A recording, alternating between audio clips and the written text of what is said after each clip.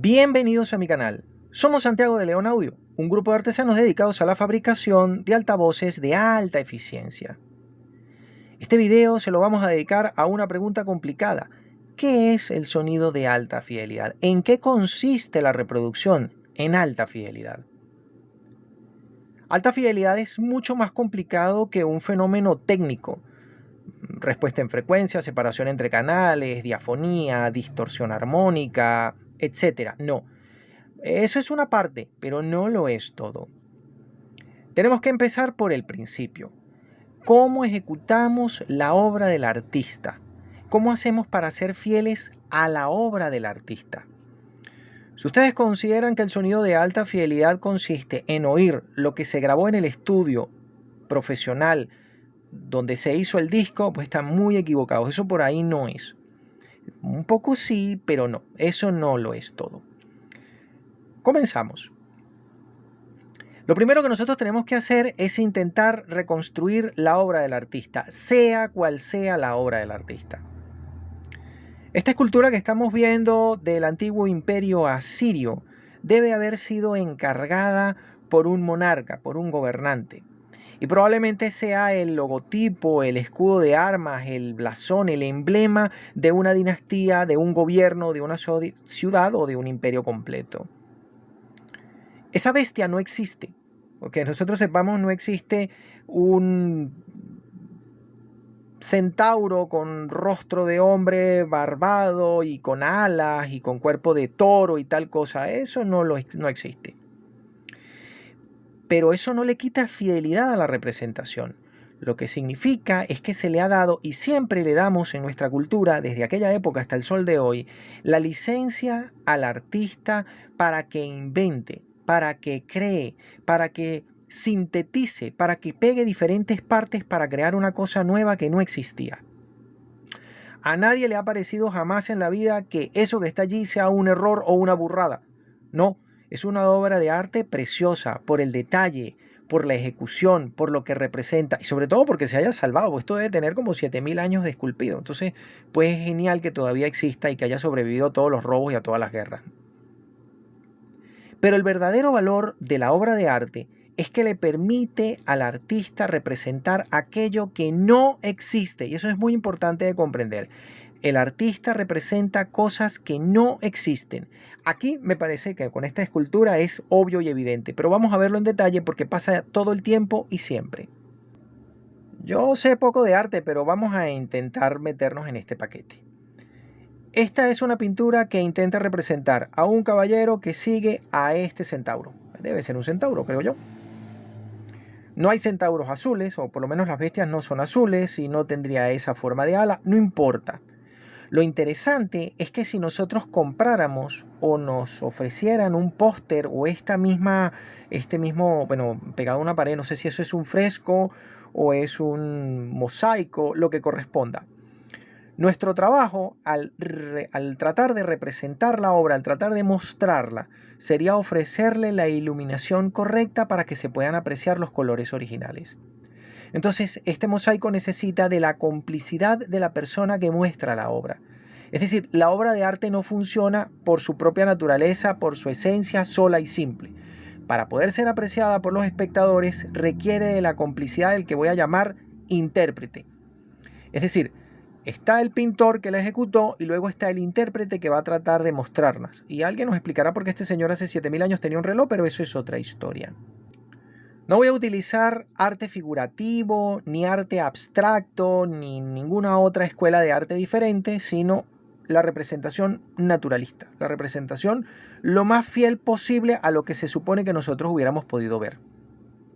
El que aprecie esta obra sin mayor lujo de detalles ve un ángel y una señorita y seguramente estarán conversando de algo, no importa el qué. Lo interesante es que estos dos personajes en un momento de la vida eran la farándula de la época. La gente sabía de San Miguel Arcángel y sabía de la Virgen María porque eran los personajes de la historia que la gente conocía. Hoy conocemos más personajes porque tenemos más historias, pero en aquella época la gente que sabía leer y escribir, más allá de la Biblia, poco. Lo interesante es que se ha contratado a un artista para poder representarnos esa escena en particular. Y a pesar de que es arte naturalista, es decir, que intenta representar con la mayor fidelidad posible aquello que haya pasado, esto no pasó nunca.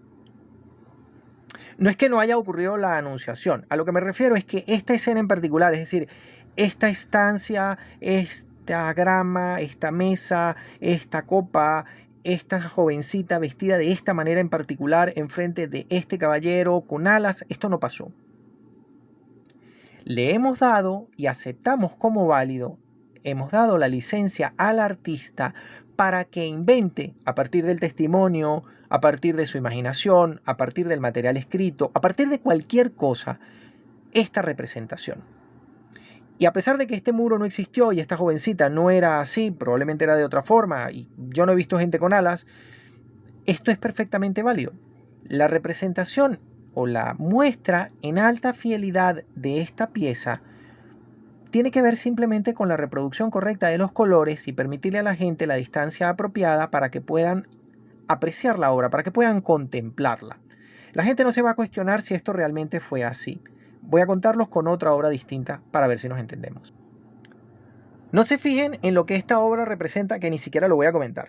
Ni quiénes son esos personajes, ni qué hacen allí, ni nada por el estilo. Voy a hablar de una cosa distinta para que entiendan el primer concepto de alta fidelidad. Alta fidelidad no es que suene lo que se grabó en el estudio.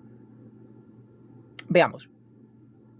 Producir esta obra es el equivalente moderno de hacer cine. Me explico. El pintor no llegó y pintó toda esta gente y pintó este sitio y tal y tal y tal y es una maravilla. No. Eso no funciona así. Y de hecho la cámara no enfoca, así que tampoco funciona así. Aquí se tuvo que contratar a una cantidad de gente para hacer la logística que permitiera esta obra. Me explico. Tuvieron que alquilar un espacio donde cupiesen todas esas personas. Porque se hacía así. De hecho, Walt Disney los dibujos animados los hace así. Contrata a una persona para que haga los movimientos. Es lo mismo aquí. Se debe haber contratado a toda esta gente para que posara. Y a esta gente hubo que vestirla y alimentarla y tuvieron que ir varios días a esta locación en particular, con esta luz en particular, para que los diferentes pintores que trabajaron en esta obra, generalmente el pintor al que se le adjudica la obra es al que hizo el detalle de los rostros de cada uno de los personajes, pero no, esto es un montón de gente posando, un montón de gente colocándoles telas que fingieran ser las togas que tienen puestas encima, normalmente todas blancas. Y un montón de pintores trabajando para dar forma a cada uno de los personajes que está aquí. Entonces, fíjense ustedes, lo que pasó en el estudio de grabación no es lo que nosotros vemos. Esta gente no era toda esta. Probablemente se hayan contratado solo 5 o 6 actores y un día posaron para pintar esto y otro día los mismos posaron para pintar esto y los mismos posaron para pintar esto y los mismos posaron para pintar esto y los mismos posaron para pintar esto. No estuvo toda esta gente al mismo tiempo. Lo mismo hacía el ingeniero de estudio de los Beatles, Brian Epstein. Él lo que hacía era que hacía tocar 4 músicos con 4 violonchelos y empezaba a superponer las grabaciones con cinta magnética para que fueran 8, para que fueran 16, para que fueran 32, hasta que él tuviera el sonido que quería. Eso no fue lo que sonó en el estudio. Lo que nosotros queremos oír no es lo que se grabó en el estudio. Lo que queremos oír, o lo que queremos ver en este caso, es lo que el artista quería representar. Voy a mostrarles un detalle. Cualquier personaje, seguramente este que está aquí, probablemente este caballero en realidad no estaba vestido de esta forma, sino que fue editada su imagen para que apareciera así en la pintura. Y probablemente tampoco era calvo, ni tenía la barba así, etc. Probablemente se hayan contratado 8 o 16 jóvenes de 25, 30 años, se los vistió para que se vieran de esta manera. Algunos sí será la imagen que corresponde, pero el resto no lo serán. Entonces probablemente este era un hombre con el cabello completo, con el cabello negro, con la barba recortada, pero ha sido modificada su imagen para que aparezca de esta manera y represente el personaje que el artista quería representar sentado aquí con este libro. Igual pasa con este caballero, igual con este, igual con todos los demás. Fueron editadas las imágenes para que aparecieran así. ¿Eso es baja fidelidad? No, porque no hay que ser fiel a lo que ocurrió en el estudio de grabación o en este caso en la locación donde se hizo la pintura. Hay que ser fiel a la imagen que se planteó el artista, que lo que el artista quería representar. Pongámoslo en contexto. Estas escalinatas, con estos muros románicos, con estas esculturas, con este arco, esto no existió nunca. Es una composición que ha hecho el artista para intentar representar una escena que él imaginó, por la razón que sea, y utilizó a los extras que tenía en ese momento, en este caso actores, para que representaran cada una de las imágenes que él quería que nosotros viéramos. Alta fidelidad, en este caso, consiste en que cuando se vaya a ejecutar la obra, cuando se la vaya a mostrar al público, no la coloquemos en un pasillo para que la gente quede pegada a ella, sino que la coloquemos en un espacio más grande para que la gente pueda pararse lejos y ver todo el cuadro en perspectiva y vea la composición, y luego pueda acercarse para detallar el rostro y el gesto de cada uno de los personajes, su ropa, sus manos, sus pies, sus sandalias, lo que corresponda. También debe ser bien iluminada. Si tenemos una mala iluminación, pues no vamos a poder apreciar la obra. Por ejemplo, este cuadro representa un sitio abierto. Eso quiere decir que estaba originalmente iluminado con luz de sol. Quiere decir que si le ponemos velas o le ponemos reflectores o le ponemos otro color de luz, no se va a ver lo que el artista quería ver. Vamos a ver esto en detalle en el siguiente cuadro. Aquí tenemos una fotografía del Parque Nacional Cerro del Ávila.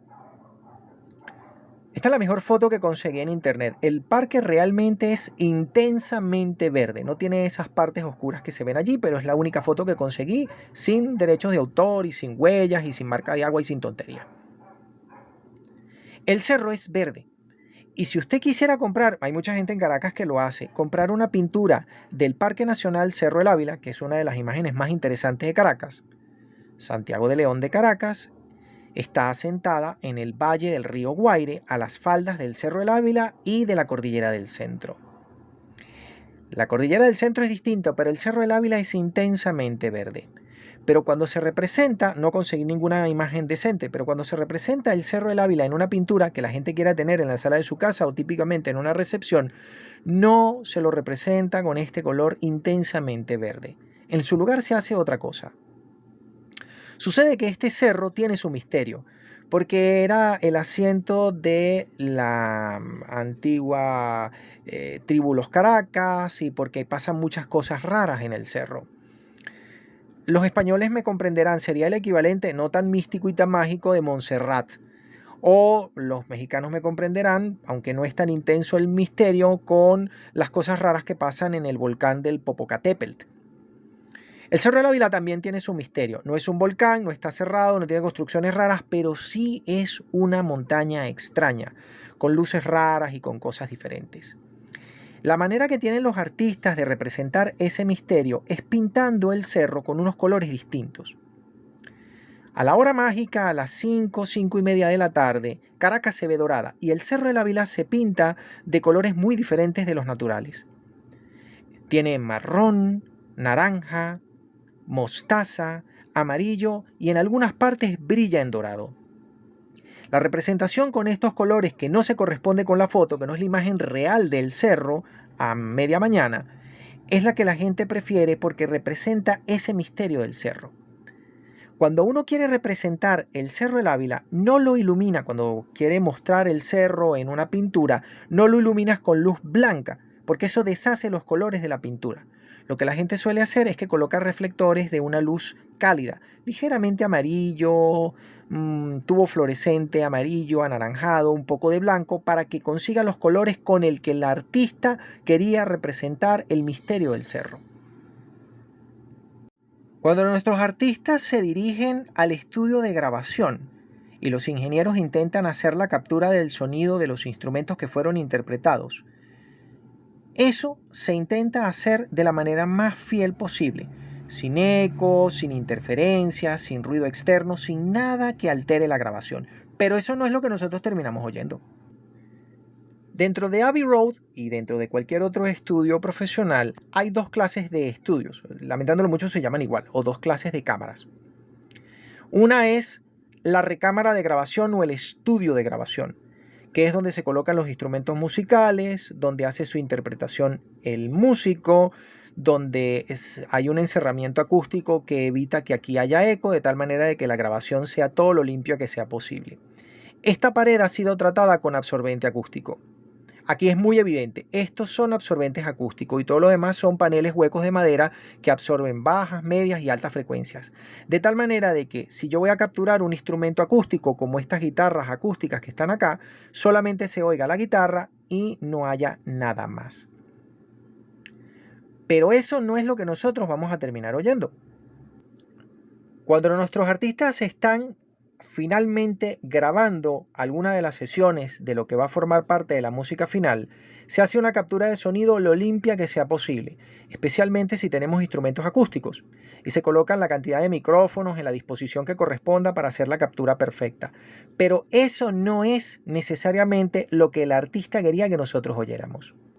Les voy a poner un ejemplo cruel. Cuando este caballero tocaba su guitarra, no producía ningún sonido, porque sucede que la guitarra eléctrica no suena. Igual pasa con el bajo, igual pasa con los sintetizadores, igual pasa con un montón de instrumentos eléctricos que por naturaleza no suenan, no emiten ningún sonido. ¿Qué es lo que se hace? Los músicos se reúnen en el estudio y negocian con el productor o con el ingeniero de sonido para darle sonido, justamente el sonido que ellos querían a cada uno de los instrumentos. La batería no va a sonar como se interpretó en el estudio, va a sonar como los artistas querían que sonara. La van a ecualizar, la van a cortar, le van a poner puertas de ruido, van a hacer un montón de cosas. Las guitarras obviamente tiene que negociarse cuál es el pedal, el distorsionador, el chorus, el phaser, el efecto de sonido que le van a poner para que tenga el sonido que el artista quería que tuviera, para que suene en función de la emoción que se quería transmitir en la canción. Entonces, no es cierto que lo que vamos a oír es lo que se grabó en el estudio. Los que van a oír lo que se grabó en el estudio son los técnicos y nadie más que ellos, y probablemente después los músicos. Pero de hecho es muy probable que ni siquiera los técnicos logren oír lo que se grabó en el estudio, porque la mitad de los instrumentos que se utilizan, por lo menos para hacer la música que nosotros conocemos hoy en día, no suenan. Si ustedes han oído un disco de Jean-Michel Jarre, se habrán dado cuenta de que todo está ejecutado con sintetizadores, con melotrones, con secuenciadores, con un montón de instrumentos musicales, bueno, de instrumentos no sé cómo llamarlos, que no tienen sonido. En el estudio de grabación, cuando él estaba haciendo esa música, había un perfecto y total silencio. Lo que nosotros vamos a terminar oyendo es la fantasía del artista. Hay una secuencia muy interesante, una historia muy bonita relacionada con este caballero que está aquí. Porque él se encargó de hacer la grabación del sonido de las monedas y de la caja registradora y de los relojes para el disco La Oscuro de la Luna. Esos sonidos sí existieron y esos sonidos sí fueron reales y no fueron editados. Lo único que se hicieron fue colocarlos uno después del otro, pero no fueron ecualizados ni procesados ni nada. Por eso esos sonidos en particular, en ese disco en particular, suenan con una altísima calidad. Pero todo lo demás que nosotros vamos a oír en los discos de esta gente y de todos los que hicieron rock psicodélico y de buena parte de la música, son producto de la imaginación de los artistas. Cuando no se habían popularizado o generalizado el uso de pedales o eran difíciles de conseguir, o solamente había un par, un distortion y un overdrive, cuenta la leyenda que Jimi Hendrix negociaba con su más cercano colaborador, que era el electrónico que le hacía los pedales. De tal manera de que consiguiera producir el efecto de sonido para hacer fingir a su guitarra sonar como no sonaba, para poder producir ese sonido que él se había imaginado necesitaba para cada una de las canciones. Entonces tenía un set de pedales que elegía en el momento del concierto para cada una de las partes de las canciones o para cada una de las canciones completas, de tal manera de que su guitarra sonara como él quería que sonara. Una historia parecida la hay con Van Halen y uno de sus solos que es muy curioso y famoso. Y justamente él también había pedido que le hicieran un pedal especial para poder conseguir de su guitarra ese sonido que él quería. De tal manera de que alta fidelidad no es que oigamos la música que fue interpretada en el estudio, porque en el caso de Jean-Michel Jarre y de las bandas de rock, la mitad de los instrumentos o todos los instrumentos no suenan. Entonces por ahí no es. Aparte del estudio de grabación, donde se hace la captura del sonido, donde se colocan los músicos, los intérpretes, los instrumentos, está aislado acústicamente y se colocan los micrófonos y tal y cual cosa, está la otra parte del estudio, que es el estudio de mezclas.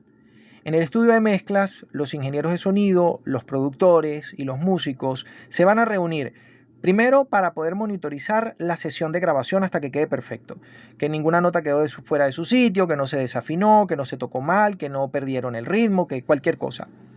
Y adicionalmente, después, sin los músicos, se vuelven a reunir para editar el trabajo, para comprimir, expandir, quitar ruido, acelerar, frenar, hacer lo que corresponda. En este estudio de grabación, por ejemplo, podemos apreciar varias cosas. Cuando se está grabando, se captura el sonido y esta gente lo va a oír a través de estos monitores que están acá. Estos son unos monitores de estudio de campo medio, son unos altavoces que tienen una amplísima respuesta en frecuencia. Pero cuando se hace el trabajo de editar, para poder capturar el sonido que va a oír la mayor parte de los espectadores cuando la música haya quedado grabada y la vayamos a oír en el mini componente, en el equipo hi-fi, en los audífonos, lo que corresponde, lo que se usan son estos monitores pequeñitos, son unos monitores de estudio de campo cercano. Esos monitores son diferentes en todo y habrá una discusión acerca de por qué se utilizan dos monitores distintos, pero nunca se oye música en monitores de estudio de campo cercano. La música se aprecia es en los monitores de estudio de campo medio o mejor en los monitores de estudio de campo lejano, tema que tocaremos después. En caso de que grabemos un solista de violín, viola, violonchelo, tal vez contrabajo o un cuarteto de cuerdas o un dúo de piano y tal otra cosa, sí es posible que lo que se haya capturado en la sesión de grabación sea lo que nosotros terminemos oyendo en el compact disc cuando lo reproduzcamos en nuestras casas. Pero eso es un caso muy particular. Casi solamente pasa con la música folclórica, con la música, con las orquestas de cámara, con las orquestas sinfónicas y poco más. Pero el resto de la música no se graba así. Un caso muy particular es grabar una orquesta sinfónica en pleno. Técnicamente, jamás y nunca nosotros vamos a lograr tener una grabación que corresponda con el sonido que la gente hubiera podido percibir si hubiese estado presenciando esa interpretación en el teatro. Me explico. Cuando la gente asiste a un concierto de música sinfónica en un teatro, se van a sentar en un lugar en el que van a percibir no solamente el sonido de la orquesta con una perspectiva no muy detallada porque van a estar lejos de la orquesta, 15, 20 metros de la orquesta, sino que además van a terminar oyendo todo el eco y la reverberación que produce la acústica o la mala acústica que tenga ese teatro. De tal manera de que el 75% de la música que va a percibir la gente que asiste a ver una interpretación en vivo es eco. Es muy poco lo que realmente van a percibir del sonido original que tenga la orquesta. Cuando se hace una grabación de una orquesta sinfónica y se llevan los micrófonos y se colocan según como se quiera, siempre vamos a tener un problema. Les voy a comentar dos opciones. La opción número 1 es poner los micrófonos en la primera fila de la gente que va a estar sentada justo enfrente de la orquesta. Lo que vas a grabar es puro eco, aquello va a ser un completo desastre. Otra opción extrema es colocar, como se hace muchas veces, un micrófono en cada instrumento. Un micrófono en la batería, un micrófono en cada violín, un micrófono, etc. Si lo haces así, vas a tener un montón de muestras monofónicas del sonido que fue interpretado por los músicos en la sesión en vivo. Eso tampoco es de alta fidelidad. Una opción diferente es grabar por pedazos. Es decir, nunca se graba una orquesta sinfónica así, sino que se le dice a todo el cuerpo de violines, bueno, miren, vamos a agarrar los 8 violines que están aquí y los vamos a grabar aparte. Y luego vamos a grabar a los 8 chelos con 2 micrófonos. Y luego vamos a grabar a la percusión con 2 micrófonos. Y vamos a tratar de hacer una captura. Hasta el sol de hoy, a pesar de todos nuestros esfuerzos, no tenemos una buena técnica de grabación para una orquesta sinfónica. Por eso todas las grabaciones de orquesta sinfónica suenan espantoso. Aunque parezca un poco tonto, a pesar de lo mucho que ha avanzado la técnica, hoy tenemos técnicas de microfonía para poder grabar pequeños conjuntos de música en vivo. Pero aún así no podríamos grabarlos todos juntos. En una interpretación en vivo típica en mi país, lo que se hace es que se le coloca un micrófono a cada arpa, un micrófono cerca de las maracas, un micrófono, aquí se puede apreciar, un micrófono para el 4, un micrófono para el bajo eléctrico y todo el mundo toca más o menos junto y lo que tenemos es un montón de impresiones monofónicas porque se graba con un solo micrófono de cada uno de los instrumentos. Eso no es sonido estéreo. Para poder hacer una captura estereofónica correctamente bien hecha, deberíamos colocar al conjunto en un lugar del estudio de grabación y un micrófono a cada lado para hacer una captura más o menos estereofónica. Si el conjunto tiene muchos instrumentos, lo que hacemos es que lo dividimos. Grabamos 2 arpas por un lado, luego grabamos el 4 y el bajo y tal vez la voz con 2 micrófonos más y así sucesivamente para poder tener impresiones estereofónicas de cada grupo de instrumentos. Lo que yo quiero decir con esto es lo siguiente. Si nosotros lleváramos el equipo de sonido más perfecto del mundo, que sería una orquesta en vivo, en este caso un pequeño conjunto de música totalmente acústica que no requiere amplificación, salvo el bajo eléctrico, en vivo, y nosotros nos paramos enfrente de él para contemplar la interpretación, la señal que podríamos grabar colocando 2 micrófonos o colocándole un micrófono a cada uno de los instrumentos o colocando 2 micrófonos a cada instrumento o haciendo capturas por separada, nunca se va a parecer a la interpretación en vivo original. Ahí tenemos una grave limitación y por eso alta fidelidad no es oír, o alta fidelidad para los que reconstruimos la música en casa, no es oír lo que se grabó en el estudio, no es oír cómo sonaría la orquesta en vivo, porque no lo podemos capturar. Miren a lo que me refiero. Si esta es mi pequeña agrupación que quiero grabar, si yo colocara un micrófono al lado derecho y un micrófono al lado izquierdo para hacer una captura estereofónica, tendría un sonido muy diferente de lo que se oye cuando uno se para enfrente de ellos, que es lo que la gente quiere oír. La gente lo que quiere oír es lo más parecido a estar enfrente de la agrupación cuando estaban tocando en vivo. De eso se trata. Pero sucede que eso se lograría si yo colocara un micrófono acá y un micrófono acá. Y eso no pasa prácticamente nunca. En esta grabación que estamos viendo, dense cuenta de lo que ha pasado. Hay un micrófono integrado en el bajo eléctrico, hay un micrófono colocado en el 4 y hay un micrófono que comparten, no sé si estos 3 músicos o estos 2 músicos. Eso quiere decir que tengo una captura monofónica del bajo eléctrico, que está bien porque el bajo eléctrico es un instrumento monofónico, pero también tengo una captura monofónica de los 3 instrumentos que están tocando acústicamente que deberían haber sido capturados con 2 micrófonos. A lo que yo me refiero es a la siguiente limitación. Cuando son instrumentos acústicos y suenan, no los capturo apropiadamente. Y cuando son instrumentos eléctricos, tampoco los puedo capturar porque no suenan y porque siempre paso su sonido, tengo que pasar su sonido por un pedal, por un distorsionador, por algún modificador para conseguir el timbre que el artista quería. Así que nunca, pero nunca jamás hemos oído cómo suena la música que fue interpretada en el estudio de grabación, por bueno que hayan sido el estudio, por bueno que haya sido el ingeniero, por bueno que hayan sido los micrófonos, no. Y además hay otra faceta importante que hace que esto no funcione así. Por otra parte, no es un problema más, es una consecuencia de la creación artística. El artista quiere que tú oigas algo en particular, que la experiencia de oír su música produzca en ti los sentimientos o emociones por los cuales se había grabado originalmente la canción. Bien. Este grupo que estamos viendo, ellas son Four Non Blondes. Y fue una banda muy importante en su oportunidad, pero la estoy tomando como ejemplo. Esto le ha pasado a todas las bandas, pero les pasó a ellas en particular. Y hay un video, un documental recientemente grabado acerca de este tema que lo voy a dejar como enlace en la descripción de este video. Sucede que ellas entraron en el estudio de grabación a grabar su música, sus secuencias, sus cosas, hicieron su captura en el estudio, tal y tal y tal y tal, y contrataron a un productor que en ese momento era famoso y reconocido. El problema está en que el productor no entendió cuál era el tipo de sonido que ellas querían para su música. Veamos. En los años 80 había mucha gente que sonaba como Alphaville. Mucho sintetizador, mucho efecto, mucho coro, mucho phaser, mucho efecto de sonido en cada uno de los instrumentos, para dar ese sonido con atmósfera que después se convertiría en el ambient. Pero Four Lone Blondes no quería sonar así. Ellos querían ese sonido que tenían las bandas callejeras que tocaban con un amplificador y una guitarra y tal cosa, y que eran presenciadas directamente por el público. Es decir, ellos querían sonido de gueto, un sonido crudo, directo, básico, simple, sin mayor edición, muy, muy claro, muy nítido. Cuando terminó, cuenta el documental, la sesión de grabación, entre otras tantas canciones, todavía se conservaban las muestras de estudio de WhatsApp.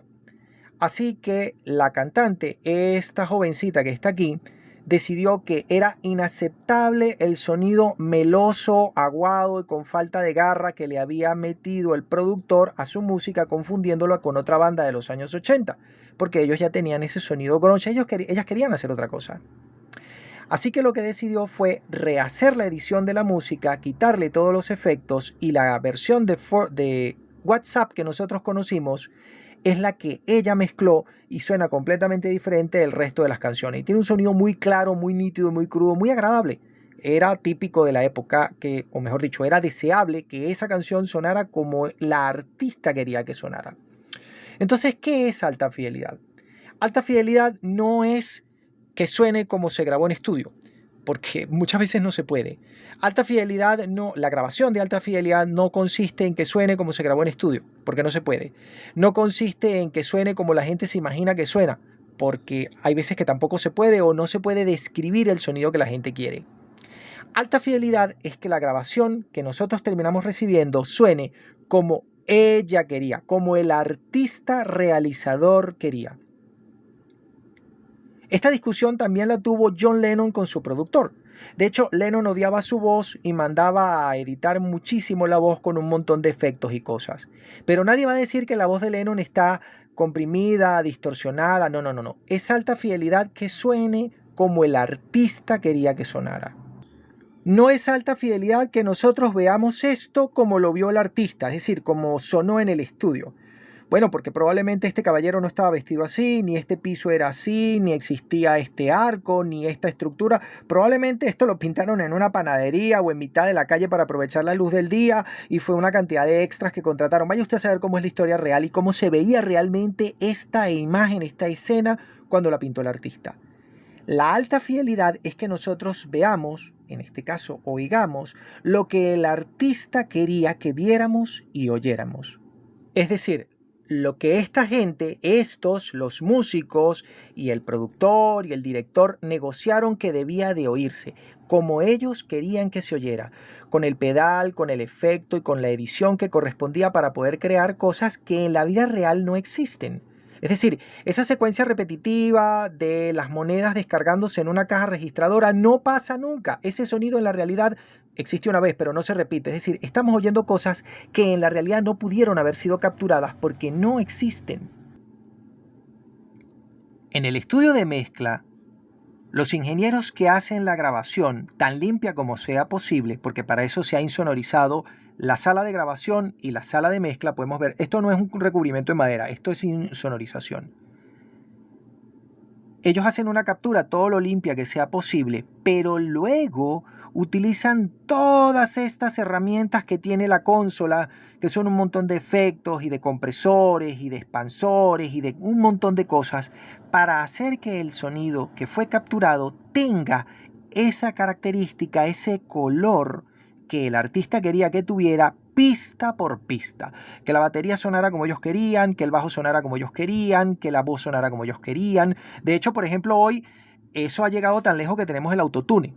Un cantante o una cosa que se hace llamar cantante, que en realidad no afina nunca y que no puede hacer más de 3 notas musicales, como por ejemplo el vocalista de Maná, que lo que tiene de registro son 4 notas y es cantante, es que me da mucha risa la porquería. Bueno, en cualquier caso, se puede utilizar el autotune para hacer parecer a esa persona que supiese cantar. Por supuesto, yo entiendo que todo el mundo no puede ser Freddie Mercury, pero si tú no tienes voz, mi rey, dedícate a otra cosa. Entonces, ¿qué es lo que realmente termina pasando? El músico o el conjunto de músicos van al estudio de grabación, toman sus instrumentos, interpretan una partitura. Lo hacen hasta que quede perfectamente interpretada. Los ingenieros capturan y monitorizan ese sonido en cinta magnética o en un disco duro o en una grabación digital, lo que corresponda, para poder inmortalizarla. Se negocia con el ingeniero de sonido y con el productor cómo querían que se grabaran las cosas. Hay una historia muy interesante acerca del disco The People at the Gates of Dawn, donde todavía estaba cuerdo Syd Barrett. Y cuentan que para poder hacer que los instrumentos musicales sonaran en el sitio que correspondía, en el momento que correspondía y de la forma en la que Syd Barrett quería que sonaran, fue necesario en un momento determinado llamar a todo el personal del estudio, todo el personal de Abbey Road, para que cada uno de ellos tomara uno de los mandos de la consola y los empujara a las posiciones que correspondían durante la edición, para que los instrumentos se movieran de derecha a izquierda, de izquierda a derecha, quedaran en el centro, hicieran las cosas que Syd Barrett quería. Los instrumentos no tienen ruedas, no se mueven en el estudio de grabación, pero si el artista quiere que se muevan, se mueven. Y eso es lo que se va a capturar. Eso es lo que nosotros vamos a terminar comprando en el CD para reproducirlo en nuestras casas. La captura del sonido en alta fidelidad de lo que hacen los intérpretes en estudio para ponernos en la situación de que estamos enfrente de ellos generalmente se hace mal. Como este ejemplo que le estoy poniendo, que tengo una captura monofónica de 3 instrumentos y eso no se debe de hacer así. Pero vamos a dar por bueno que la captura se hizo bien, que la grabación se hizo bien, que la edición se hizo bien, que la mezcla está bien hecha y que ha dejado contento al artista y su canción suena como él se la imaginó. Para hacer la captura y la mezcla se utilizan estos altavoces que están aquí, que son unos monitores de estudio de campo cercano, unos NS10. A diferencia de lo que mucha gente piensa, esos altavoces suenan horrible, en el sentido de que prácticamente no tienen bajos, tienen un sonido nasal estridente y chillón y tienen los agudos un poquito atenuados. Eres un mentiroso, ¿cómo vas a decir tú eso de los NS10, que son básicamente la regla de medir de los estudios de grabación y todos los altavoces que se hicieron después como monitores de estudio cuando estas piezas las descontinuaron un tiempo, se le parecen muchísimo? No, eso es así.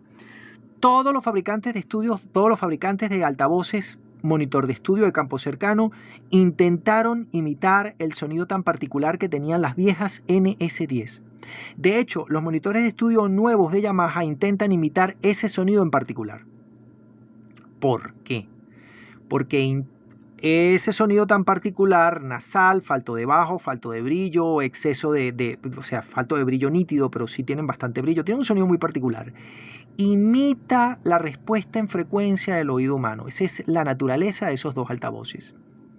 Y su propósito es obligar al ingeniero de sonido a corregir el sonido de la grabación junto con el sonido de los monitores de estudio de campo cercano. Miren lo cercano que están, lo cerca que están de los oídos, porque aquí deberían estar las butacas donde se sentarían el ingeniero de sonido, el asistente y uno de los músicos para poder hacer la mezcla. Eso es para obligarlos a ecualizar la grabación de tal manera de que quede correcta y compense las deficiencias de nuestro oído y las deficiencias de nuestro equipo de sonido.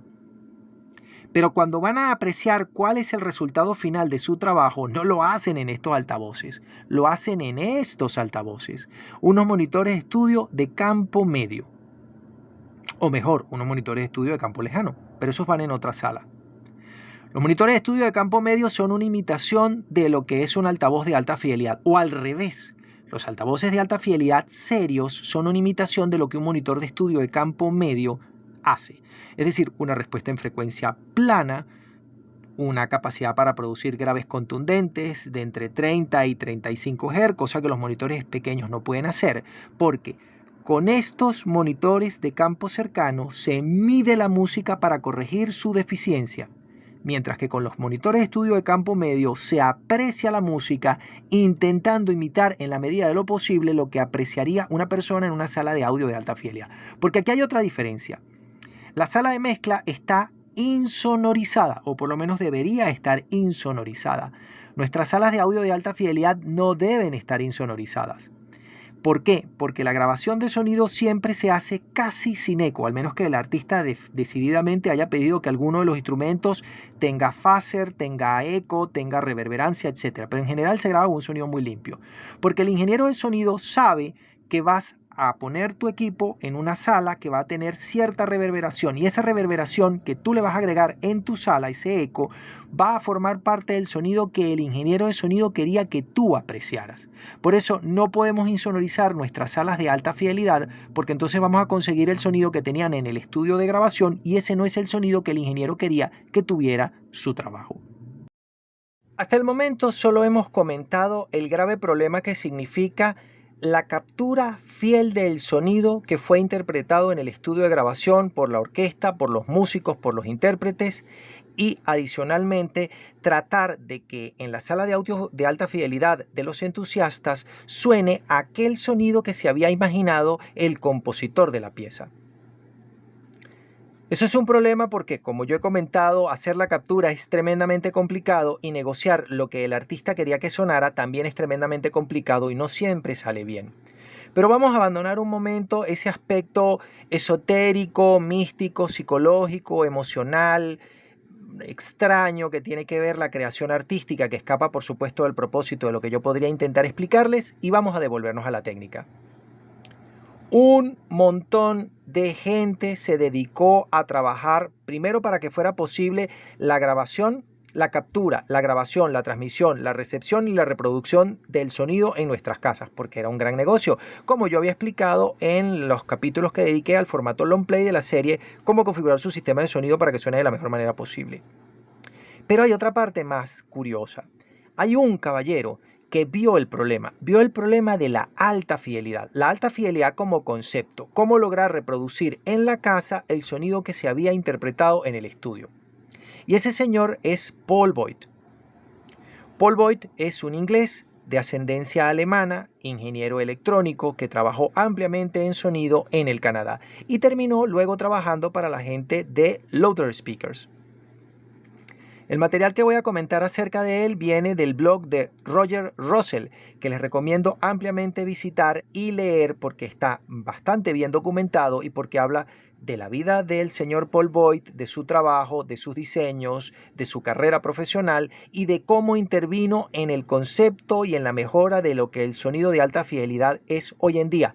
Porque mucha de la técnica que fue desarrollada por este caballero entre 1920 y 1925 la seguimos utilizando hoy en día.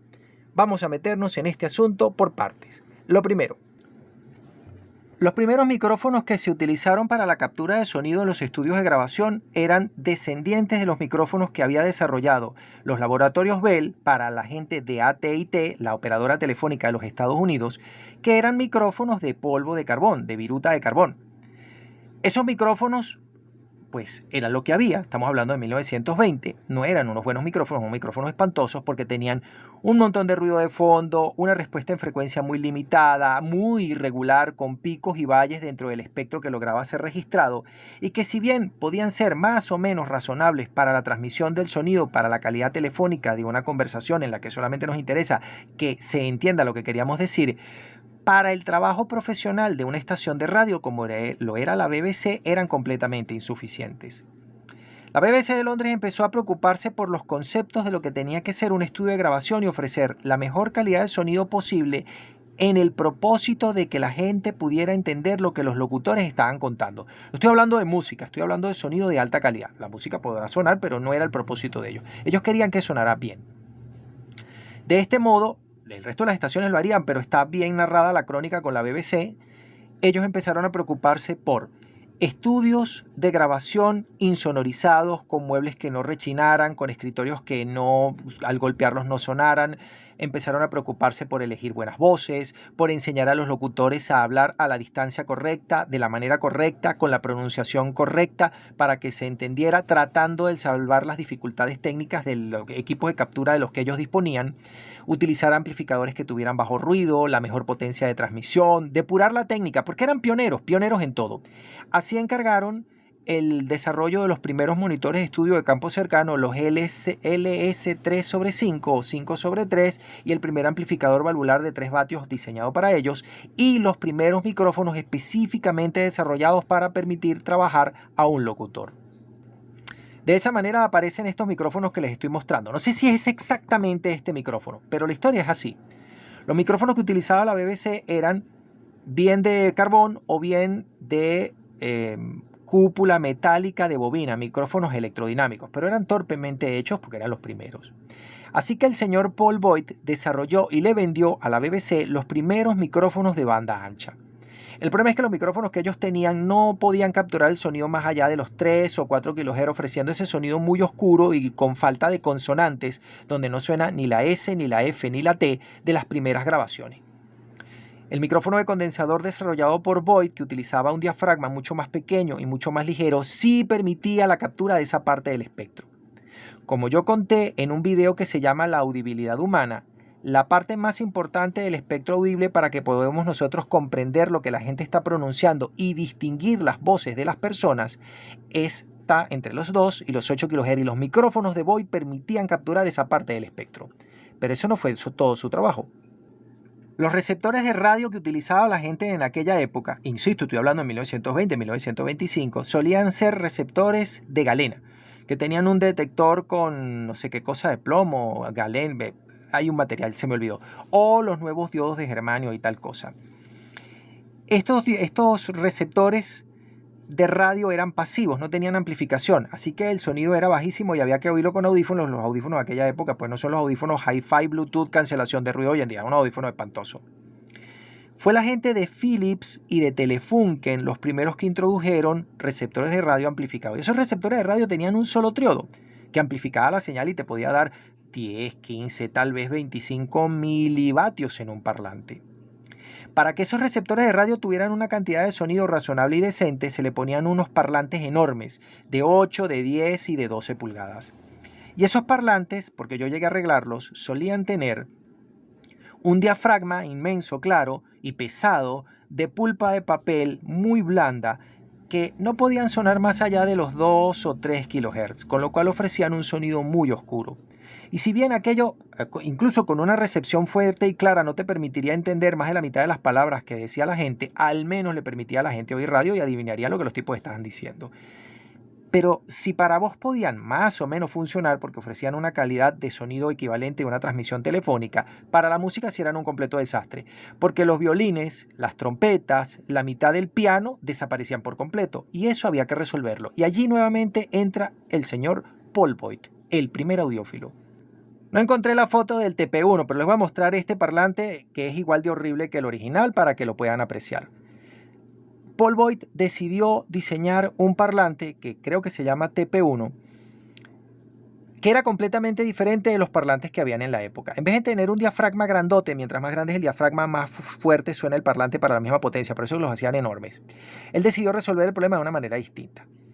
En primer lugar, no hizo a su parlante electrodinámico con un electroimán. Aquellos primeros parlantes, como los imanes de la época eran muy malos, lo que tenían era un electroimán para poder empujar el motor magnético que está aquí adentro, derivando una cantidad de corriente de la fuente de alimentación del receptor de radio. Al señor Boyd lo que se le ocurrió es poner un imán, no sé si de alnico, aluminio, níquel, no sé cuánta cosa, o ya de ferrita de bario, pero enorme. El imán más potente que él pudiera fabricar, pero que fuera un imán independiente, que no necesitara corriente eléctrica. Y ese imán es tan pesado que este parlante, en vez de anclarse, su diseño, en vez de anclarse desde la canasta o el chasis, se ancla desde el imán, porque esta pieza pesa como 5 kilos. Por eso es que van a ver que los tornillos están aquí. Ese es un adelanto técnico, porque de hecho, hoy en día los parlantes que seguimos utilizando hoy, a excepción de unos diseños especiales de focal que siguen usando electroimanes para ajustar el factor de control, ajustar el QES de los buffers, ajustar el damping factor de los buffers, que viene siendo más o menos la misma cosa, sí usan electroimán, pero el grueso de los parlantes que usamos nosotros hoy en día son el diseño de Boyd, con imán fijo enorme. Otra idea era utilizar un diafragma más bien pequeño, y no sé si estos son 4,5 o 5 pulgadas, no me refiero a esta pieza, sino a la original, que eran 4,5 o 5 pulgadas. y hacerlo de pulpa de papel prensada e impregnada con un químico que la endureciera y la hiciese muy rígida y muy ligera. Entonces este parlante, a diferencia de los que habían en aquella época, sí podía reproducir la parte alta del espectro. Por eso lo conocieron en su oportunidad como un parlante de banda ancha. Entonces los parlantes normales morían en 2.5, 3.5 kHz, este avanzaba hasta los 8 kHz. Era amplísimo, porque quiere decir que el parlante ahora sí podía reproducir todo el registro que era grabado en la época. Recordemos que en un momento, como yo comenté en el programa sobre el video sobre la restauración del receptor de radio Yamaha CT610-710, hasta cierto tiempo, hasta 1940-45, llegar a 8 kHz era considerado de alta fidelidad, así que este parlante era de alta fidelidad. Después lo mejoraría con el agregado del Wizard y eso lo vamos a tocar más adelante. Pero lo importante es que este parlante ya podía reproducir agudos y sobre todo esa parte de agudos entre los 2 y los 8 kHz que necesita el oído para poder entender la voz y se podía entonces, ahora sí, oír música con ellos. Pero este parlante no fue colocado en cualquier gabinete acústico, ya les voy a contar. En 1920, 1925 no se ponían los parlantes en un gabinete acústico. Lo que el fabricante de un receptor de radio, Philips o Telefunken o cualquier otro hacía era que metía el parlante dentro de la caja, dentro del mueble del receptor de radio. Pero era para que estuviera dentro y protegido y se viera bonito, no porque él estaba utilizando la carga acústica de ese gabinete de madera como gabinete acústico. No, sino simplemente lo empotraba y ya. El primero que se dio cuenta de que eso era un error fue Paul Voigt, hasta donde yo sé. Probablemente alguien antes lo haya adelantado, pero no tengo esa información. Y lo que él hizo fue lo siguiente. Si ustedes recuerdan los reproductores gramofónicos, vamos a ver una foto. Como yo cuento en mi libro Electrónica y Alta Fidelidad, que empiezo la historia por aquí, en 1840, no sé, 1860, 1880, ya estaba disponible esta forma de reproducción de la música. Aquí se monta un disco Shellac que gira 78 revoluciones por minuto y se lee con un estilete de acero, una aguja de acero. Esa aguja hace vibrar un pequeño diafragma de acero también, de 1 pulgada, 2 pulgadas, que está encerrado aquí adentro. Y como él lo que te ofrece es un sonido pequeñito, bajito y chillón, se lo amplifica acústicamente con esta trompeta de bronce. Esta trompeta de bronce permite reproducir una década, 3 octavas y media. Enfatiza el sonido normalmente entre los 300 Hz y los 3 kHz y nos permite oír el sonido que había sido grabado en el surco del disco sin amplificación electrónica. Hoy en día, por ejemplo, para los teléfonos celulares está disponible, venden unas trompetas como esta, entonces usted monta el teléfono y hace que la cornetica del teléfono entre en la boca, en la garganta de la trompeta y esa trompeta que es puramente acústica y no tiene electrónica se encarga de hacer la amplificación. A Voigt se le ocurrió meter a un parlante electrodinámico, a su parlante, el TP1, dentro de una trompeta como esta, logrando el efecto de amplificación. Pero si él metía a su parlante en una trompeta, por supuesto con una forma distinta, pero es la misma trompeta exponencial igualita, pero hecha en madera y tal cosa, en una trompeta lo que lograría es el énfasis y la reproducción, es decir, la amplificación, la reproducción del sonido dentro de una década, es decir, 3 octavas y media. Si reproducía los bajos no sonarían los agudos y si reproducía los agudos no sonarían los bajos. Así que se le ocurrió una idea absolutamente genial. Diseñó una trompeta de doble propósito. Esta trompeta de 1/4 de longitud de onda permite reproducir desde los 150 Hz hasta el kHz. Y aquí arriba hay un difusor acústico que funciona como espejo y amplificador, que además corrige la directividad del driver que está colocado aquí abajo viendo hacia arriba y reproduce las frecuencias desde 1 kHz hasta 8 kHz. Con lo cual una sola trompeta reproduce 2 décadas. Es un diseño absolutamente genial. Todas las trompetas que existen pueden reproducir 3 octavas y media, pero esta trompeta en particular reproduce 7 octavas. Entonces era posible amplificar acústicamente los bajos, los medios y los agudos desde un solo parlante, haciendo que todas las frecuencias que podía reproducir ese pequeño parlante TP1 fueran amplificadas por su trompeta. De tal manera que con 1 o 2 vatios, que era la potencia que podía ofrecer un amplificador en su tiempo, era posible hacer sonar esta cosa con una respuesta en frecuencia razonablemente plana dentro de los más o menos 6 decibeles. Pero es que miren el año en el que apareció esto. Esto es una joya de la ingeniería. Pero no se quedaron allí. Hubo 2 desarrollos más que les voy a contar. Otra idea genial de Lowther la podemos ver aquí. O mejor dicho, otra idea genial de Paul Voigt. Con un solo cono es posible llegar hasta los 8, tal vez 10 kHz. Pero agregando un segundo cono más pequeño, se logra el abuelito del tweeter de cono de papel, que permite reproducir los 10, 11, 12, 13 kHz de una manera más correcta. Es como tener dos parlantes en el mismo chasis. Es como tener ahora un midbuffer alto y un tweeter torpe. Pero este diseño es la base de todos los parlantes todo banda que se fabrican hoy en día. En mi blog, Santiago de León Audio de WordPress, van a ver cómo yo convertí un midbuffer en un todo banda, agregándole quitando el diafragma que traía y la suspensión, la araña, la bobina y todo, y montando una bobina ligera nueva, un diafragma de pulpa prensada grande y un diafragma en cono de pulpa prensada pequeño más una suspensión de tela negra. De tal manera de emular este efecto y lograr que un midwoofer que no pasa de 2-3 kHz con esta técnica, que todavía hoy funciona, pudiese reproducir frecuencias de 8, 9, 10, 11, 12 hasta 14 kHz.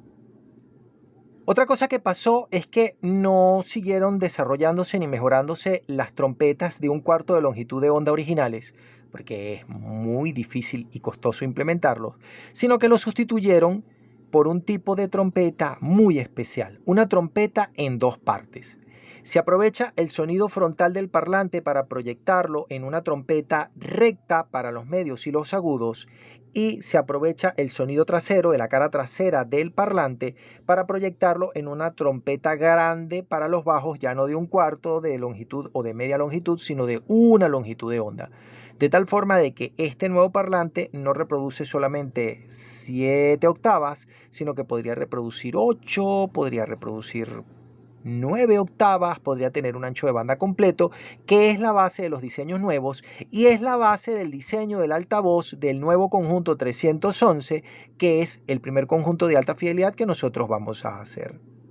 Del mismo blog de Royal Russell, que concentró toda esta información y que los invito a visitarla porque está detalladísima, aparecieron diseños como este fabricados por varias empresas. Hay unas piezas como estas de Altec Lansing, hay unas piezas como estas de Louter Speakers, hay unas piezas como estas de Brosiner, hay unas piezas como estas de Electro Voice, que las vamos a reconstruir porque ya compré los drivers y se los mostré en un video anterior. Y hay piezas como estas que se hacen hoy en día de la cara de los componentes, o de cara de los componentes Fostex japoneses que te envían el plano y te facilitan la fabricación de estas piezas. Pero les voy a mostrar este diseño tan sumamente particular porque es interesantísimo. Esta pieza nosotros la hemos desarrollado y yo la tengo en mi catálogo como KS631. Les voy a contar de qué va.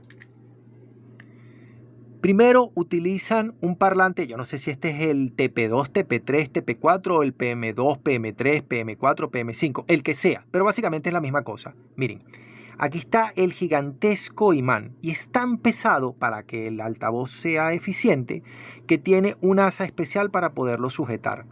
Aquí tiene la proyección del campo magnético y aquí está el diafragma, que ahora es doble. Un diafragma grande de 5,5 pulgadas de papel prensado para la reproducción de los bajos, los medios y una parte de los agudos, y un cono más pequeñito de 2 pulgadas, 2,5 pulgadas para la proyección propiamente de los agudos. Este parlante ahora, él puede producir solo frecuencias que van de entre los 80 Hz y los 12 o 13 kHz, que para 1930, que es cuando salió esto, era un parlante con un ancho de banda amplísimo. Y ojo, estamos hablando de tiempos en los que no se había inventado el tweeter. Esto era lo más avanzado de la técnica. Este parlante no se monta en una sola trompeta, sino que se monta en dos trompetas. Aquí vemos el plano en corte donde se aprecia el funcionamiento. Aquí está el parlante, aquí hay una trompeta plegada para la proyección de los graves que salen hacia el suelo y que no la vamos a ver, y aquí encerrada con una tela está la proyección del sonido hacia una trompeta para los agudos. Este nuevo diseño es la base de un montón de altavoces de alta eficiencia modernos que permiten sensibilidades de 95, 97, 99 decibeles watt metro, que reproducen todo el sonido con un solo parlante y que son hoy reconocidos como piezas de la más alta fidelidad, que tienen sus limitaciones. Yo no estoy diciendo que esto es el mejor sonido del mundo, tienen sus limitaciones, pero es curiosísimo que esta técnica es de 1925 y que aún hoy sigue siendo moderna. Ahora les muestro, aquí creo que están las especificaciones, los precios, 16 ohmios, 25 vatios de punta, 12 vatios eficaces. Aquí está el esquema de funcionamiento y es un diseño de Brosiner, pero fue utilizado por un montón de gente más porque este es el diseño óptimo de un altavoz y es una idea de Paul Voigt. Es fantástico. Ahora les tengo una imagen mejor de este parlante. Aquí vimos la parte trasera y aquí vemos la parte delantera y pueden apreciar cómo está el diafragma grande y en el centro el diafragma pequeño de papel para la reproducción de los agudos. Una pieza genial, ya no fabricada por Paul Voigt porque tendría el logo de Voigt, sino fabricada por la gente de Lowther, pero es el mismo diseño porque una cosa es heredera de la otra. Pero eso no fue todo el trabajo de Voigt. Hay un trabajo adicional que tenemos que mencionar en este pequeño capítulo, que es un repaso muy superficial de toda la obra de este caballero. Y es el siguiente. Los amplificadores que se hacían entre 1920 y 1925, que es cuando se desarrolla toda esta técnica, eran valvulares. Y no eran las válvulas triodo, tetrodo de ASI, pentodo que nosotros conocemos hoy en día, con la que se fabrican los modernos amplificadores para bajo y para guitarra, o los que usan McIntosh y otros fabricantes para hacer sus modernos preamplificadores y amplificadores valvulares. No, señor. Eran las válvulas de primera generación, las válvulas viejas que están descontinuadas y que son técnicamente obsoletas. Las válvulas triodo en particular no tienen una función de transferencia o una curva de amplificación que sea una recta como la que tienen, por ejemplo, los modernos transistores bipolares de silicio que yo he utilizado para la restauración de los amplificadores que les he mostrado en este canal. No. Esas válvulas, si ustedes buscan el datasheet que publica, por ejemplo, la RCA Victor de 1925-1930 de las piezas que habían fabricado en aquella época, eran brutalmente alineales. La función de transferencia era una curva muy marcada, una parábola, una exponencial. Con lo cual la señal sí era amplificada, pero también era brutalmente distorsionada. Los amplificadores que podía hacer este caballero y el resto de la gente que estaba tratando de hacer audio hi-fi en 1920, 1925, 1930, producían mucha distorsión. Estoy hablando de una distorsión del 4, 5, 6, 7%. La primera empresa que se tropieza con esto como un problema técnico serio fue la gente de AT&T, la operadora telefónica de los Estados Unidos de América. Encargaron a los laboratorios Bell, a Bell Labs, que desarrollaran alguna solución. Se los voy a poner en contexto. Esto está comentado en el libro y se los voy a comentar acá. Para hacer una transmisión telefónica, por ejemplo, desde Nueva York hasta Los Ángeles, una transmisión de costa a costa en los Estados Unidos de América, hay que amplificar la señal telefónica varias veces. Si un paso de amplificación de señal tiene una distorsión del 5%, es posible que todavía entendamos lo que esa persona estaba diciendo. Pero si amplificamos 2 veces, la distorsión no se suma, se multiplica. Y si amplificamos 5 o 10 veces, va a llegar un momento que vamos a oír la voz, pero no vamos a entender absolutamente nada de lo que esa persona ha dicho. Para ello, un caballero, un ingeniero de los laboratorios Bell de apellido Black, desarrolló la técnica de retroalimentación negativa que está registrada y patentada en 1928-1930. Lo vamos a ver en detalle en el próximo video largo que se llama La historia del hi-fi. Pero ya antes, en 1923, Paul Voigt había hecho el diseño de un amplificador, no tenía la técnica, pero lo había hecho funcionar, por lo menos eso está registrado en la biografía. Un amplificador de audio de alta fidelidad doméstico de 3, 4, 5 vatios, no especifica, que utilizando las válvulas triodo que estaban disponibles en Londres en aquella época, que eran parte del surplus de guerra, logró la retroalimentación negativa y bajar la distorsión del amplificador de tal manera de empujar adelante la calidad de sonido que su instalación de audio de alta fidelidad podía ofrecer. Nosotros, dentro del contexto del audio de alta fidelidad para el hogar, recordamos que el primer amplificador con retroalimentación negativa, efectivamente utilizable, fue desarrollado por Williamson en 1948. Este evento, aunque se pierde de vista hoy en día entre tantos adelantos técnicos, es tan importante que algunos cronistas consideran que el nacimiento de sonido de alta fidelidad ocurre en 1948 porque ocurrieron 3 o 4 eventos muy interesantes. El primero, la creación del primer formato de banda ancha para la distribución de la música, que es el disco long play, que es un adelanto técnico en sí mismo porque es un disco que tiene una pasta nueva más dura, Es un disco que tiene la técnica microsurco de Philips. Permitiría después la adaptación al sonido estereofónico. Tenía estandarizada una curva de ecualización óptima, que es la curva RIAA, producida por la gente de CBS y Columbia Records, y después sería universal. La otra técnica que aparece es que finalmente la grabación en cinta magnética está disponible y es tan buena y tan clara y tan perfecta. Recordemos que la grabación en cinta magnética es un botín de guerra de 1945, pero empieza a explotarse en 1948 para su uso en estudios de grabación, que permitiría la superposición de pistas, la grabación no directamente en el disco, sino en cinta magnética, utilizando otras herramientas para mejorar la calidad de sonido y tal y tal y tal. Otro evento es la introducción de la ecualización activa de la mano del control de tonos de Peter Baxandall, que es el control de tonos bajos agudos con retroalimentación negativa, que luego sería el padre de todos los ecualizadores y correctores de respuesta en frecuencia, espectro audible y tal, que se utilizaría ampliamente en los estudios de grabación, porque antes los controles de tono o eran pasivos o los controles de tono eran fijos, o sea, solamente, por ejemplo, el RIA es una ecualización pasiva, pero ahora tenemos una ecualización ajustable. Pero no, el sonido de alta fidelidad nace de la mano de no el registro sonoro, sino el sonido de alta fidelidad en particular nace de la mano de este caballero en 1920, 1923, 1925, cuando va introduciendo las técnicas que permitirían finalmente que se oyera sonido con altísima fidelidad en nuestras casas, técnicas que son tan avanzadas que las seguimos utilizando hasta el día de hoy. Para trabajar, para hacer la captura y para hacer la edición, utilizamos el monitor de estudio de campo cercano. Para poder aprovechar o para poder entender cómo es que va a sonar nuestro trabajo, utilizamos el monitor de estudio de campo medio.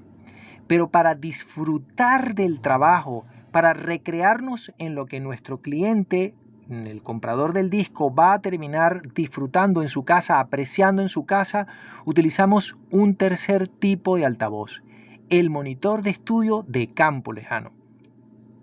Este es un altavoz que está pensado para sonorizar un área de 16 a 25 metros cuadrados, para tener una respuesta en frecuencia todo lo plana y todo lo amplia que sea posible, desde los 25 o 30 Hz si tal cosa se puede hacer. Los altavoces que les estoy mostrando son los JBL 4350 Studio Monitor. Son unos monitores de estudio de campo lejano, fueron muy populares como monitores de estudio en la radio, en la televisión y en los estudios de grabación en mi país, y hoy están disponibles para aquellos entusiastas que quieran comprarlos como altavoces de alta fidelidad, porque JBL los ha sustituido por las nuevas piezas 4425, 4430, 4435, etc. Estos altavoces son impresionantes porque suenan tal cual como ustedes se imaginan que suenan. Suenan genial. Ahora los vamos a ver casi en todas las fotos como altavoces de alta fidelidad, de altas prestaciones. Pero todos los monitores de estudio de JBL y todos los monitores de estudio en general no son iguales. Hay tres tipos de monitor. En la sala en la que se van a colocar estos monitores de estudio de campo lejano, en los estudios de grabación para apreciar la calidad del trabajo terminado o en nuestras casas, no se usa una sala insonorizada.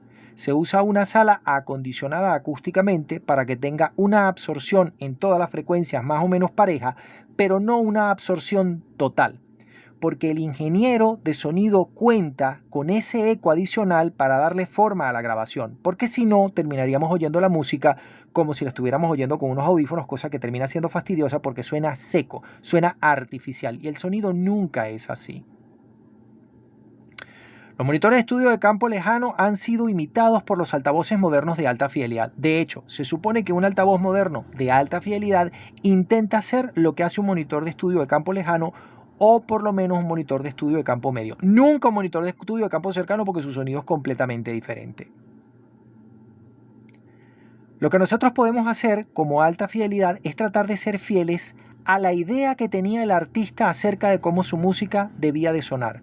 Nunca vamos a lograr, primero porque no corresponde a nosotros y segundo porque es técnicamente imposible, nunca debemos imaginarnos que vamos a ser fieles al sonido que fue capturado en el estudio, porque buena parte de la música que nosotros oímos no tenía sonido en estudio. Es el caso de Jean-Michel Jarre, que utilizaba melotrones y sintetizadores y secuenciadores y cosas que no suenan.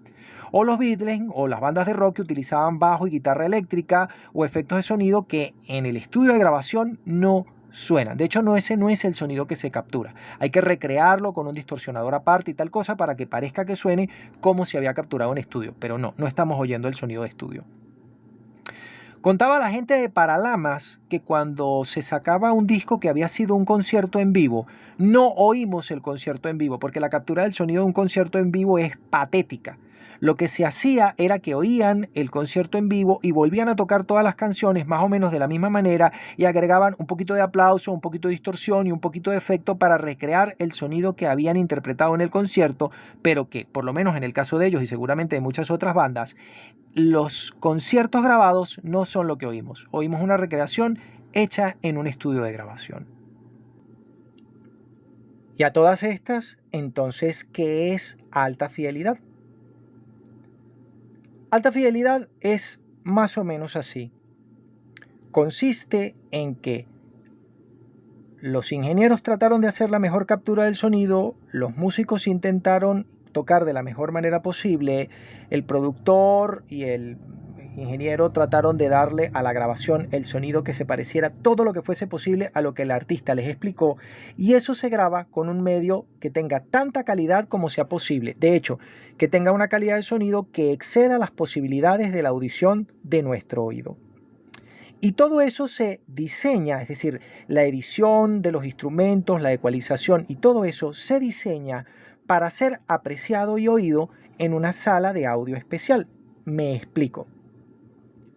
Cuando se graba una película, se graba con la intención de que sea apreciada en una gran pantalla, en una sala de cine, con las luces apagadas, con todo el mundo tranquilo y en silencio, y la película tiene un color, una iluminación, una exposición, unas características que la hacen que se vea de la mejor manera posible en ese sitio en particular.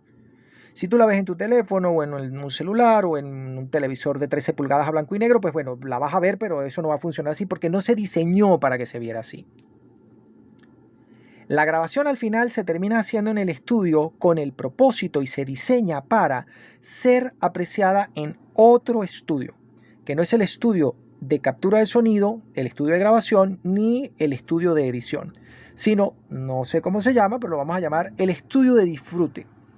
No todos los estudios de grabación lo tienen, no todas las instalaciones, no todas las empresas lo tienen, pero algunas tienen un tercer estudio donde hay colocados 2 monitores de estudio de campo lejano, un buen amplificador o un conjunto de amplificadores, crossover, plato tocadiscos o un reproductor de cinta magnética para que los artistas oigan el máster de su trabajo. Y si el productor, los artistas y el resto de la gente relacionada aprueba esa grabación, se la deja así y se la llama copia maestra. Se lleva a vinil y se copia para vendérsela a la gente. Pero no hay que perder el foco de que un cuadro fue diseñado para ser apreciado en una galería con una iluminación en particular. Una película fue diseñada para ser apreciada en una sala de cine con una pantalla y con un nivel de iluminación en particular. Las canciones que nosotros hemos oído se han diseñado, se han editado, se han montado de tal manera que sean apreciadas en un estudio donde hay 2 monitores de estudio de campo lejano y una cantidad de equipo y una cantidad de reverberación, porque esa sala no se insonoriza, que dé un resultado particular para que se pueda apreciar y disfrutar de la calidad del sonido como había sido pensada por el director, por el productor, por el ingeniero de sonido y por el artista. Una sala de audio de alta fidelidad doméstica es el modelo de ese estudio de disfrute del trabajo terminado. Nosotros lo que debemos hacer para conseguir la más alta fidelidad desde nuestro punto de vista es construir una sala de audio que tenga esas características en particular. Por supuesto, limitadas a un presupuesto. Yo entiendo y todos entendemos que no hay una cantidad de dinero infinita para hacerlo así. Pero yo siempre he comentado lo siguiente. Nosotros no hablamos de sonido de alta calidad o sonido de alta definición, porque esos son apelativos que tienen que ver con las posibilidades técnicas del registro, porque alta definición sería la profundidad en bits y la frecuencia de muestreo como se haya grabado el máster, y eso es otro tema. La fidelidad se debe a ser fiel a lo que el artista imaginó que quería que fuera su música. Y que cómo quería que se oyera cuando la gente la comprara y la interpretara y la reprodujera en su equipo de sonido en su casa. Y el artista hace todo esto en función de cómo se oye el trabajo final en esa sala de disfrute que tienen los estudios de grabación profesionales grandes. Porque no todo el mundo tiene un monitor de estudio de campo lejano, básicamente porque son enormes y porque son muy costosos. Hay veces que se conforman con un monitor de estudio de campo medio que se mete también dentro de la sala de edición, como vimos antes, pero no. Hay una cosa que se llama monitor de estudio de campo lejano, que es el que nosotros trataremos de imitar. Todos los altavoces de alta fidelidad serios intentan tener las características, en función de su precio y de su categoría, de un monitor de estudio de campo lejano. Dado que las películas se han pensado y se han diseñado color, niveles de sonido, disposición de canales, todos y cada uno de los detalles, se han diseñado para ser apreciadas en una sala de cine que tiene ciertas proporciones, cierta iluminación, tiene una cantidad de características. Los cinéfilos con presupuesto, lo que han decidido es imitar, aunque en pequeño, las características de sonido, imagen, disposición y geometría que tiene una sala de cine, porque las películas se han diseñado para apreciarse de esa forma y no funcionan de otra manera. Así, por ejemplo, prefieren una gran pantalla con un alto nivel de contraste e iluminación, de tal manera de que pueda recrear más o menos los colores que se conseguirían en una pantalla profesional de las que tiene una verdadera sala de cine. También integran una insonorización de tal manera de que la acústica sea totalmente corregible, de tal manera de que el procesador de audio multicanal que empleen puedan recrear los espacios de sonido que corresponden con cada película según unos programas preestablecidos por software. Además de que colocan los altavoces, canal central, canal derecho, canal izquierdo, subwoofer, todo tal cual como se hace en una sala de cine. El sonido de cine se ha grabado a 5.1 o 7.1 canales. Tiene un subwoofer que tiene por propósito reproducir tonos entre los 15 y los 45 Hz para que las explosiones, los choques, los momentos dramáticos puedan ser reproducidos con total contundencia y credibilidad. Así que cuando yo me monto una sala de teatro del hogar, un home theater, un teatro del hogar doméstico, un teatro del hogar de bajo presupuesto o un teatro del hogar completo con toda la maquinaria que corresponde, yo imito la misma disposición de la sala de cine. El sonido fue grabado a 5.1 canales, yo monto 5.1 canales. La imagen es de una relación de 2:1, yo me compro una pantalla de 2:1. No me la compro más ancha, ni me la compro más angosta, ni me la compro cuadrada. Me compro la misma pantalla. De tal manera de imitar todas y cada una de las características que tenía la sala de cine para la cual fue diseñada la película que yo quiero ver.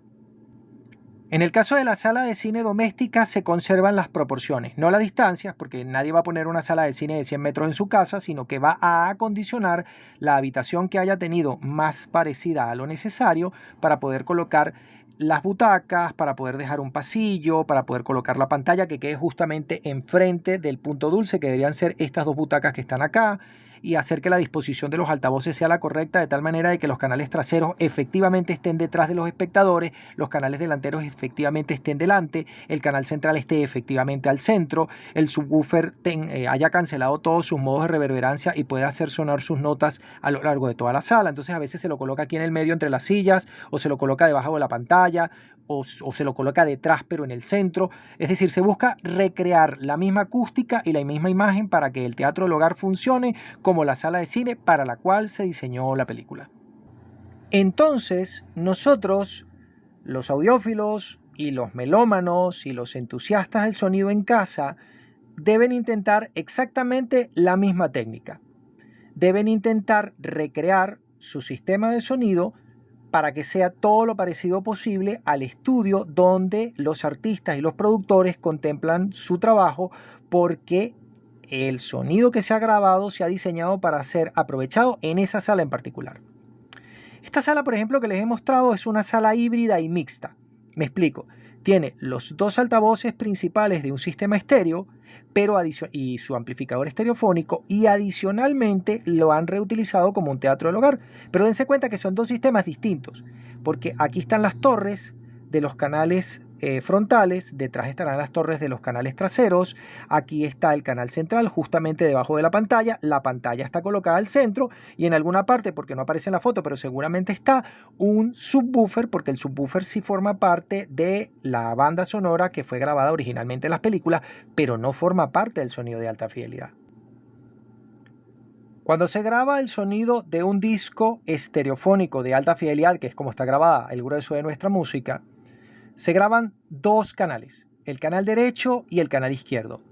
Y el ingeniero de sonido cuenta con que coloquemos los altavoces a ambos lados de la sala, separados una distancia prudente, de tal manera de que ellos puedan recrear enfrente el espacio estereofónico que tiene centro, centro izquierda, izquierda, centro derecha y derecha, y además un poco de profundidad porque, como ha explicado un montón de gente y también está explicado en mi libro, hay una manera que tienen los estudios de grabación de grabar el sonido por capas, de tal forma de que aparezcan unos instrumentos justamente al frente y otros instrumentos que vayan colocados un poco más atrás de los altavoces centrales, como expliqué en los capítulos 6, 7, 8 y 9 de la serie Cómo configurar su sistema de sonido de alta fidelidad para que suene de la mejor manera posible. Está diseñado para que usemos dos altavoces. No está diseñado ese sonido para tener un canal central. Antes sí, pero ahora no. No está diseñado que tengamos subwoofer. El ingeniero cuenta con que la fuente de sonido sea solamente dos altavoces que puedan reproducir los graves, los medios y los agudos. Si tú pones un canal central, deformas el espacio sonoro. El ingeniero de sonido también cuenta con que no haya ningún obstáculo enfrente de los altavoces, cuenta con que la acústica de la sala haya sido corregida para que se oigan los altavoces y un poco de eco y reverberación producido por la sala, pero medido. Si el sonido es muy seco, vamos a tener un sonido, mejor dicho, si la sala absorbe demasiado, vamos a tener un sonido seco, un sonido frío, un sonido artificial. Si la sala está muy poco acondicionada y rebota todo el sonido y tenemos mucho eco, lo que vamos a tener es un sonido con confusión. No vamos a saber de dónde proviene el sonido y no está diseñado que se oiga así. El ingeniero de sonido cuenta con que tengas una estación estereofónica que pueda mover a tus altavoces y conseguir una presión de 100 decibeles. El ingeniero de sonido cuenta con que tus altavoces tengan una respuesta en frecuencia razonablemente plana, con que tu sala tenga una respuesta en frecuencia razonablemente plana para que no cambie el del sonido y el color de su grabación. Si la sala, y eso le pasa a mucha gente, y voy a contarles esto, este es un tema un poco más lento. La gente que tiene salas de audio compartidas, es decir, que reutilizó la sala o el comedor de su casa como sala de audio, suele tener su sala amoblada. Tiene un sofá, tiene una mesa, tiene una estantería, tiene alfombras, tiene un montón de cosas. Y ellas funcionan como acondicionamiento acústico. Lamentablemente, las salas de audio dedicadas, que no compartimos con el comedor o con el salón recibidor de nuestro apartamento o de la casa o de otra cosa, solamente les ponen el equipo de sonido, los altavoces, una butaca y tal vez una estantería para tener discos, cintas o compact disc. En ese caso, toda la sala estará bramando, toda la sala estará reverberando el sonido. No solamente tendremos el primer eco de reflejo contra las paredes, suelo y techo, sino el eco producido por los modos propios de la sala. Lo correcto, en el caso de tener una sala de audio dedicada, e insisto, lo mejor si tenemos una sala de audio dedicada, es acondicionarla acústicamente de la misma forma en que está acondicionada la sala en la que el productor, los músicos y los intérpretes disfrutan el resultado de su trabajo después de haber terminado la producción de un disco. Esa sala no está insonorizada y nosotros no debemos insonorizar.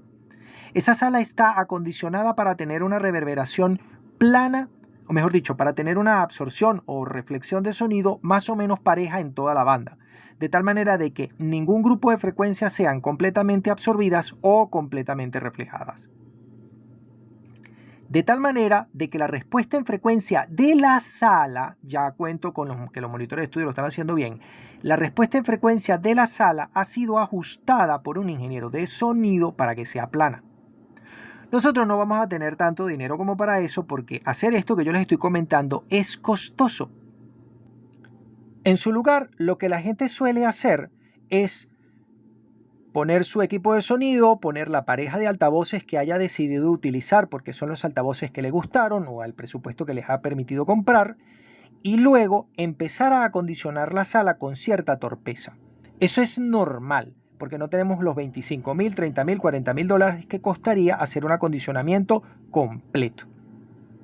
Pero el acondicionamiento que hagamos, y hay una guía en mi libro que explica cómo hacerlo, y hay un montón de foros de Audiokarma, y un montón de foros en el Gramóforo, y un montón de foros en otro montón de gente que está dedicada al audio que te comentan qué materiales, qué paneles difusores, qué alfombras, qué cortinas, qué puedes hacer para mejorar la acústica de la sala y lograr que no refleje todo el sonido, que no absorba todo el sonido en ninguna frecuencia, sino que la distribución de la absorción y reflejo de sonido sean un poco parejas en toda la banda, sin que sea el trabajo especializado de un ingeniero de sonido que cueste un dinero en contratar la obra y en comprar el material y en implementarla. Entonces, nuestra sala va a tener un color, es decir, no va a tener un sonido perfecto, sino que va a terminar acentuando o atenuando en demasía alguna parte de la banda. Allí entra nuestro maravilloso amigo, el ecualizador, porque sucede que el sonido tiene varias dimensiones que voy a tratar de comentarles. Esto lo comenté en un capítulo anterior y lo voy a comentar aquí. Las canciones, la música, el registro sonoro tienen una cantidad de características técnicas que nosotros debemos buscar mantener. La primera es el rango dinámico. El rango dinámico es la diferencia que hay entre el sonido más débil y el sonido más fuerte. Una pieza en la que lo van a entender perfectamente es el bolero de Maurice Ravel. El bolero de Ravel es una pieza que está encaramada encima del rango dinámico. Empieza muy suavecito y esa es la parte más baja de la interpretación. Y termina, es decir, empieza en un pianísimo muy débil, muy bajito. Los músicos apenas pellizcan los instrumentos. A medida que avanza la pieza, todo el mundo va tocando sus instrumentos con mayor intensidad, hasta que casi al final de la pieza llegan al fortísimo. La diferencia que hay entre ese fortísimo y el pianísimo del principio es el rango dinámico de la pieza, es el rango dinámico de la interpretación. El equipo que hace la grabación debe tener un rango dinámico mayor que el de la pieza que queremos grabar para que sea fiel a ella. Los soportes digitales son más o menos decentes, tratando de conservar el rango dinámico que tiene la pieza.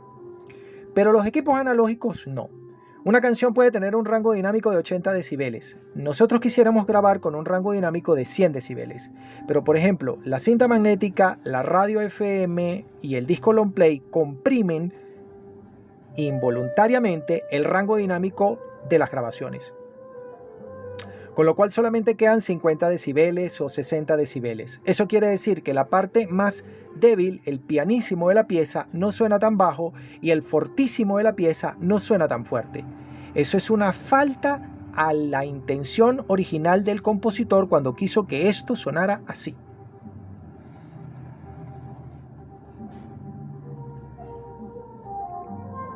Lo que nosotros podemos hacer para recomponer el problema es un corrector para el rango dinámico perdido por el registro analógico e incluso por algunos registros digitales.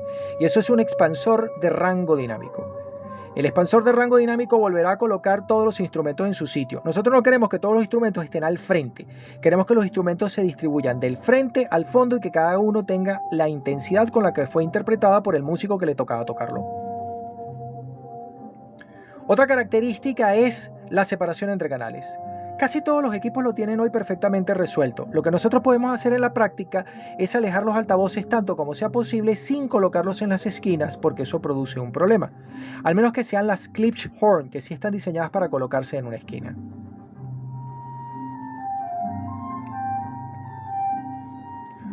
Otra cosa que debemos tratar de restablecer es la respuesta en frecuencia de la grabación.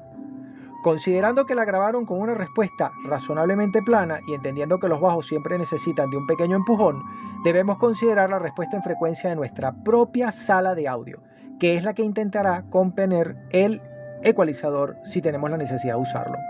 En una sala perfectamente acondicionada, con unos monitores de estudio de campo lejano y todo en perfectas condiciones, no hace falta el ecualizador. Pero si no tenemos una sala perfectamente acondicionada o no tenemos unos altavoces con una respuesta en frecuencia plana, el ecualizador es una herramienta maravillosa que puede hacer correcciones de hasta más o menos 5 decibeles. Si necesitamos una corrección de más de 5 o menos de menos 5 decibeles, entonces hay que cambiar de altavoces o acondicionar la sala. No hay otra opción. Lo importante es que nuestra instalación se parezca tanto como sea posible al estudio de contemplación que tienen las empresas que se dedican a la grabación de música, donde estaba planeado que oyéramos los discos. Por eso compramos monitores de estudio de campo lejano o altavoces de alta fidelidad con una respuesta en frecuencia plana. Por eso acondicionamos, por eso utilizamos un power estereofónico, por eso utilizamos un corrector de rango dinámico, una unidad reductora de ruido, un ecualizador gráfico, por eso utilizamos un analizador de espectro, por eso hacemos todo lo que hacemos.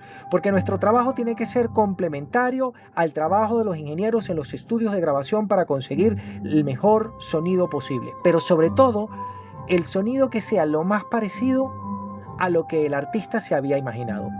Por ejemplo, con esta música clásica tenemos un problema, porque los músicos tienen que adivinar y el director de orquesta tiene que adivinar qué es lo que quería el compositor de la pieza.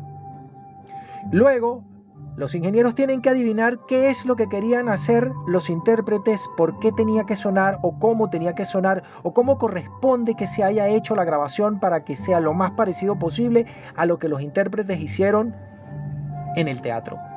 Y finalmente nosotros tenemos que adivinar cómo demonios es que tenía que sonar todo este asunto para que hagamos una reproducción correcta en nuestras casas.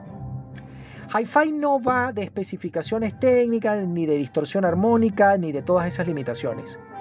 Hi-Fi va de la combinación de todos estos factores para que nosotros podamos oír la música en condiciones y podamos, en algún momento, aunque sea por error, percibir la intención original del compositor o del intérprete de la pieza que estamos tratando de oír.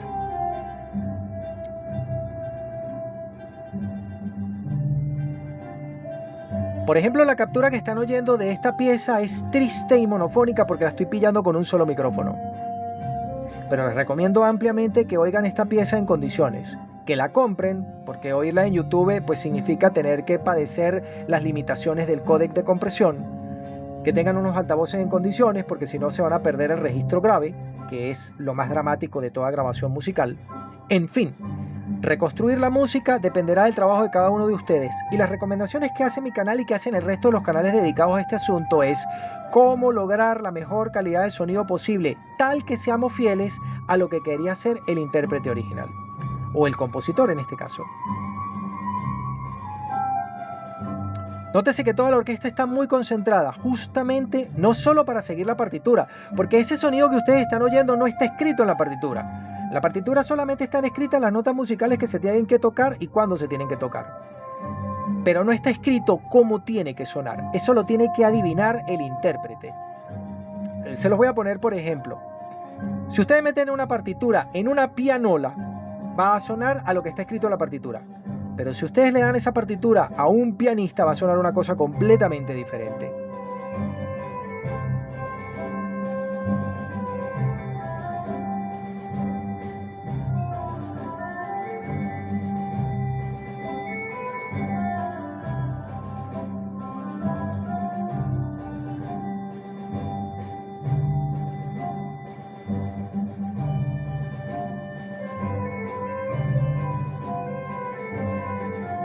Este ha sido el gran especial sobre el sonido de alta fidelidad.